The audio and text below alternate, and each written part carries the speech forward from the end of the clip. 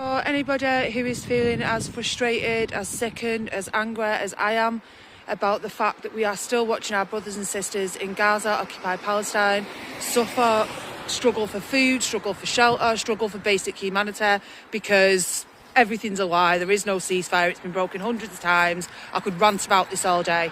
But the point of this video is, there's one thing in this world I do trust 100%, absolutely. RebuildGaza24.com. Co-founded by our sisters Shameen Sullivan and Sarah Wilkinson. Dr. Mohammed was our gentleman on the ground for 16 months. He's back in the UK now with his family, and our brother Mohammed is now the lead coordinator on the ground. This is our Palestinian brothers and sisters helping our brothers and sisters with our support. It is not an NGO. Every penny, every single penny that you donate does not sit in a bank account. It goes directly to providing shelter, water, food and dignity for our brothers and sisters. They did a day of fun for the kids the other week, like laughing and face painting. The latest projects have been providing tents, and the latest appeal for Ramadan is to provide food for 100 families. Please donate what you can and please share. Let's rebuild some hope in Gaza and free Palestine together.